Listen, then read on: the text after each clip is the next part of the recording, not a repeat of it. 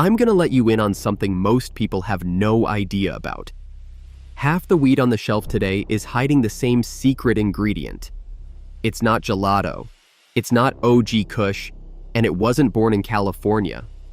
It's one plant out of South Africa that's older than the entire hybrid era, and it's sitting in the DNA of some of the biggest strains in the world.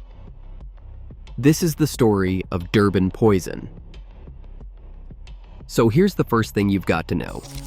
Durban Poison isn't some strain a breeder dreamed up in a grow room. It's a landrace, and that word just means nobody actually made it. It grew wild and got farmed for generations in one little corner of the world. And over all that time, the land itself shaped it into something you can't find anywhere else. And that corner of the world is Durban, a city right on the ocean in South Africa, with the plant coming down out of the hills a little ways inland into the KwaZulu-Natal province. Now here's a detail that seems small, but ends up mattering a lot. South Africa sits way down at the bottom of the world, far from the equator, so it gets real seasons just like America does. A real summer and a real winter. And that one little fact is exactly why this African plant ends up conquering the world later on. But you can't really understand Durban Poison until you understand that South Africa has been smoking weed longer than almost anywhere on Earth. They do not even call it weed over there. They call it dagga, and that word goes all the way back to the Khoisan, the original people of that land. Cannabis probably got carried into Africa hundreds of years ago by traders coming through, and by the time Europeans showed up, it was already part of everyday life.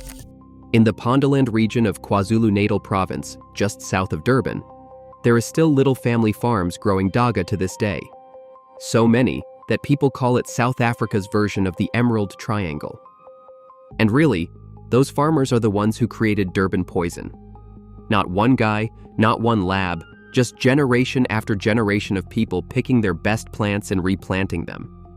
Nobody wrote a single name down. And that is just how it goes with a landrace. The history is always a little foggy. So if anybody hands you one clean story about who made it, they are guessing. But let me tell you right now, the plant those farmers ended up with is honestly a beast. It shoots up tall and fast, 10 feet in the open air, throwing these long pointed buds coated in resin, and it's tough. It just shrugs off mold and bugs after all those years of toughening up outside. But the thing that really sets it apart is how fast it finishes. Most pure sativas make you wait forever, like 14 weeks or more. Durban Poison is done in about 8 or 9. It learned to hurry because South Africa's season is short. And that speed is the whole reason the rest of the world fell head over heels for this plant. So, how does weed from a hillside in South Africa end up in America? Well, this is where I've got to stop and clear something up, because the story everybody tells is wrong. You'll see it all over the internet, that the famous weed writer Ed Rosenthal, the guy they call the guru of ganja, went deep into South Africa on some big adventure hunting these seeds down. But Rosenthal says that never happened. He says he never went to South Africa, and he doesn't even know who started that rumor. 'Cause what actually went down is way less dramatic. He got the seeds in Amsterdam, at a coffee shop called the Transvaal that was run by some white South Africans bringing weed over from home. He looked at those seeds and thought, hey, South Africa has real seasons like America. This fast little plant might do great back in California. And he'll be the first to tell you the original weed wasn't even that strong. That wasn't the point. The point was how fast it grew. And that's when the plant got turned into a legend. Back in the late 70s, Rosenthal was actually living with a botanist named Mel Frank, while the two of them wrote the influential Marijuana Grower's Guide together, and he passed Frank some of the seeds. Frank started working on it, pushing it to make more resin and finish even quicker, trying to build a version that could ripen outside even up north where the season's short. And from Frank, the seeds made their way to another name you might know from our Cheese and Skunk #1 videos, a grower named David Watson, better known as Sam the Skunkman. See, early Durban Poison had a flaw. It would sometimes turn intersex and wreck a whole crop. So Skunkman spent a few seasons out in California carefully breeding that problem out. Then, in the mid-80s, he packed up for Amsterdam and took the genetics with him. And over there, he linked up with Neville Schoenmakers, the guy who ran the very first mail-order seed bank the world had ever seen. And through that seed bank, and all the Dutch companies that came after, Durban Poison finally went everywhere. So the real story goes Rosenthal to Frank to Skunkman to Amsterdam. No jungle, no adventure, just a coffee shop and a few good growers. Now real quick, the name, because everybody asks. The Durban part's easy, it's just the city. And the poison part, that's not literal at all. It's just old school slang for how strong something is, kind of like how an old head might call a killer batch of weed straight fire. There's nothing poisonous about it. Somebody was just bragging. And honestly, the smoke backs up the bragging. Durban Poison has one of the most one-of-a-kind flavors in all of weed. This sweet piney taste with a real black licorice thing running through it, almost like sweet fennel, with little hints of citrus and spice and clove. That flavor comes from a specific terpene profile that's pretty unusual called terpinolene. And it's the dominant terpene, which is what gives it that sweet, piney, almost floral thing. And then myrcene and beta-caryophyllene come in underneath, adding the earthy and spicy notes that round it all out. Most strains you'll grab off the shelf are myrcene dominant, so a terpinolene dominant plant like this just hits completely different. And the high is the perfect daytime buzz, energetic, clear, focused, creative, the kind of high people call the espresso of weed, usually landing somewhere around 15 to 25% THC with basically no CBD. It's a wake and bake, plain and simple. This is what you smoke when you've got stuff to do, not when you want to disappear into the couch. But there's one more thing hiding in Durban Poison that gets scientists interested. A rare little compound called THCV. And I want to be real with you here, because the internet loves to blow this out of proportion. THCV is like a cousin of regular THC, except it barely gets you high at normal amounts.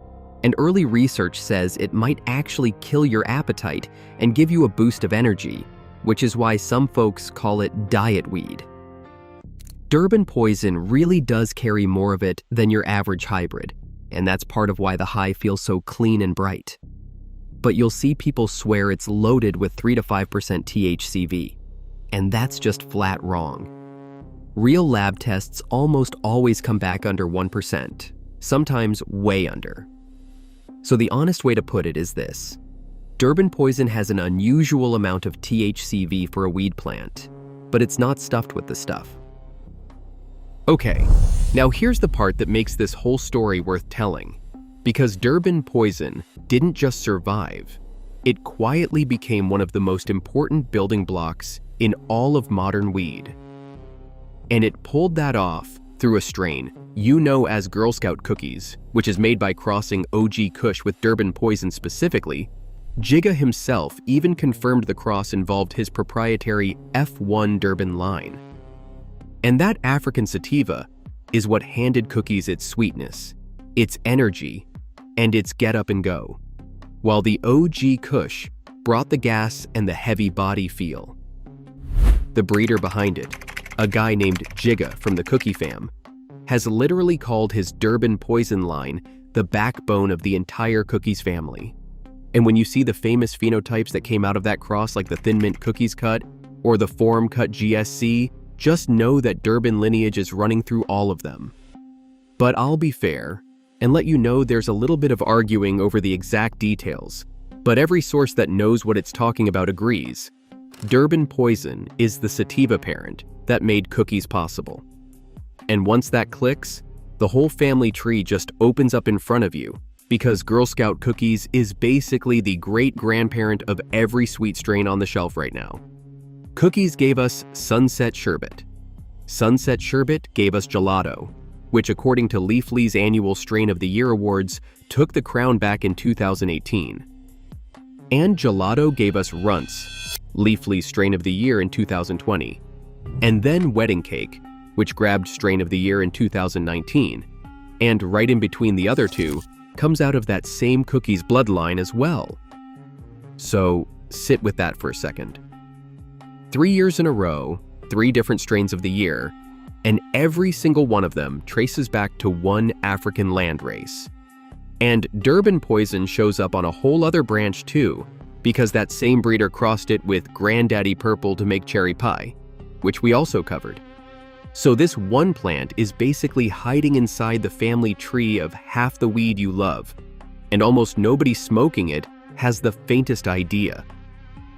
And back home, Durban Poison's story took a pretty huge turn too. For 100 years, weed was illegal in South Africa. And that ban was ugly and racist right from the jump, with the government literally spraying poison on the dagga fields of poor black farmers and Rastafari folks who treated the plant as sacred. But in the 2018 Prince case, South Africa's constitutional court threw all of that out, ruling that grown adults have every right to use and grow weed in private. And then in 2024, the country officially signed personal use into law with the Cannabis for Private Purposes Act, becoming the first nation in all of Africa to do it, a full 100 years after they first banned the plant. So the same country that once tried to wipe dagga out finally made peace with it. And these days, Durban Poison is still going strong as a beloved daytime classic all over the world, kept alive by seed banks like Amsterdam's Dutch Passion, even while growers fight to protect these old African land races from getting swallowed up by hybrids and patents. So at the end of the day, Durban Poison might just be the most important strain nobody ever talks about. It's one of the only African land races to ever make it big worldwide. A plant shaped over centuries on a South African hillside, carried west by a coffee shop mix-up instead of some grand expedition, polished up in California and Amsterdam, and then quietly planted at the root of the entire modern weed family tree. Every time somebody sparks up a gelato or a runts, they're smoking a piece of that old African sativa and they don't even know it.